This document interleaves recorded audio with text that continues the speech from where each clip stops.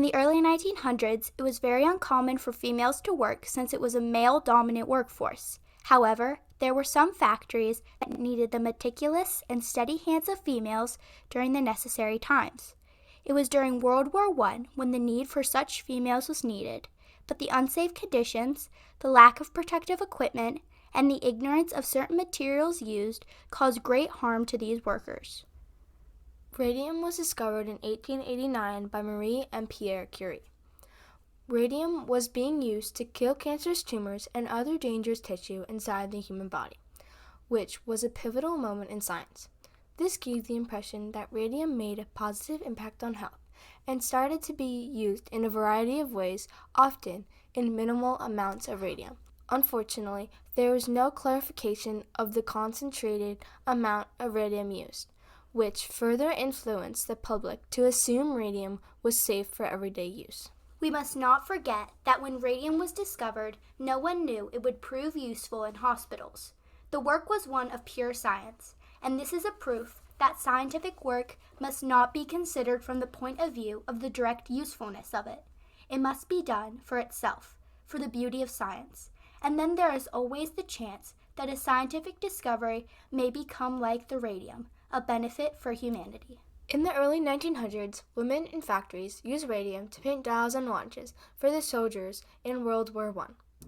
The women painted these watches would eventually become sick from radium exposure, and a total of 112 women died. These women became known as the Radium Girls. In June of 1928, the Radium Girls won a landmark court case that awarded them $10,000 in damages and $600 per year for the rest of their lives. This was a milestone for the workers.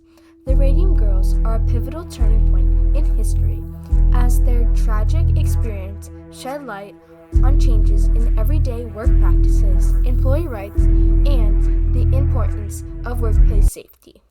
World War I started on July 28, 1914. During this time period, many soldiers used radioactive watches to see in the battlefields in the dark. It was this key tool that would later be the negative turning point in the health of those producing them. Many women sought out the job as a dial painter because it was well-paying during a time of limited resources. That's what I like more about than the work, the money, because I could buy what I want. And I always thought, God, I was blessed with this anyway, so keep at it.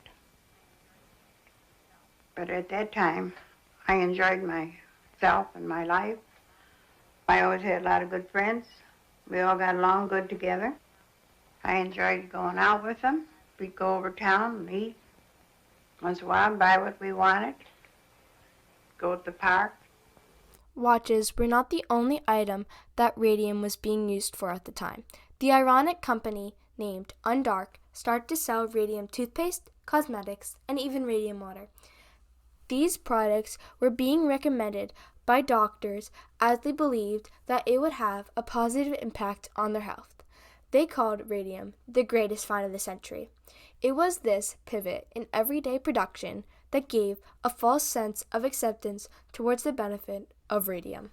Unlike the company Undark that branded their everyday products with radium, the USRC, or otherwise known as the United States Radium Corporation, used concentrated amounts of radium in the paint used to paint the dials of the military watches. This company was founded in 1914 by Dr. Sabin Arnold von Sahaki and Dr. George S. Wills. When the women started working in 1917, one of the founders, Dr. Wills, taught them the practice of lip pointing. At first they had cups of water to dip their paintbrushes in, but they took them away because they claimed it wasted too much product. In turn, the women had to go back to lip pointing. They picked up their brushes and twirled them over and over, just as they had been taught. Lip, dip, paint. In 1923, the girls started showing signs of getting sick. And the first girl to become sick was Molly, or otherwise known as Amelia Maggia. She died on September 12, 1922, at only 24. One of the symptoms of radium exposure is a disease called falsy jaw. It was first discovered in 1839. It was a horrible bone disease where the continuous exposure to radium causes bone decay, specifically in the jaw. Not just Molly, but the rest of the Radium girls' health also slowly deteriorated. Radium had been known to be harmful since 1901. Every death since was unnecessary. The deaths of many of these young women caused suspicion for many people. This caused Dr. Cecil Kent Drinker and Alice Hamilton to inspect these women and their work environment. It was the pivotal investigation of Dr. Drinker and Alice Hamilton that initiated the long-term health concerns of radium exposure. Dr. Cecil Kent Drinker investigated the factory and the working conditions for these young women. He soon discovered that exposure to continuous doses of radium was causing the women's health problems. Some of these health issues he investigated were phossy jaw, bone cancer, leukemia, and anemia. As a result of those illnesses, they had dental pain, loose teeth, lesions, and ulcers. Grace Fryer was determined to sue the United States Radium Corporation, but 2 years went by and she could not find an attorney willing to take the case. On May 18, 1927, Raymond Berry was a Newark attorney who took the case. Alongside 4 other women, Edna Hussman, Catherine Schub, Quinta McDonald, and Albina Rice. These 5 women all asked for $250,000 in damages, plus an additional $600 per year for the rest of their lives. Alice Hamilton was a co-worker of Dr. Cecil Drinker, and she worked with him when discovering the eye-opening truth about radium. She brought the tragic story to attention of Walter Lippmann. Walter Lippmann was an American writer and reporter for the New York World, the most popular newspaper at the time. When Alice Hamilton told Walter about the girls' delay to get a court case, he immediately publicized the event. He wrote in, "Damnable travesty of justice. There is no possible excuse for such a delay.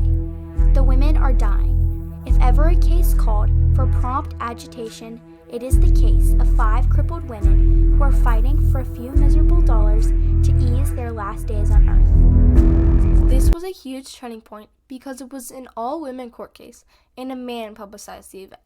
When he publicized this event of the Radium Girls situation, the following legal battles caused changes in the workplace safety. Raymond Berry was a young New York attorney who heard about the women from Walter Lippmann's persuasive newspaper article. On May 18, 1927, Raymond Berry took the case and filed a lawsuit against the USRC. The scientists who were developing it knew of some of the dangers and took great care not to expose themselves to radium. At the first court hearing on January 11, 1928, the women could not raise their arms to take the oath for the court case. All 5 Radium girls were dying. This public outcry caused them to take more caution in the workplace. The court case was settled in the fall of 1928 before the trial was deliberated by a jury. This court case was a pivotal moment for all factory workers nationwide. It awarded these women $10,000 in damages and an additional $600 per year for the rest of their lives. Plus, all their legal and medical bills were paid by the USRC. Unfortunately, most of these women, after the court case, did not live much longer. The case of the Radium Girls opened people's eyes to the dangers of radium and other radioactive substances. They were seen as an example of what could go wrong in an occupational setting and completely changed the course of an occupational disease labor laws and regulations. Thanks to the efforts of women like Grace Fryer, Catherine Schub, Quinta McDonald, Albina Rice, and Edna Hussman, who fought for safer work conditions in the workplace through their own heroic journey, have made factories a safer place for all workers today. And united they triumphed Through their friendships, through their refusal to give up, and through their sheer spirit, the Radium Girls left us all an extraordinary legacy.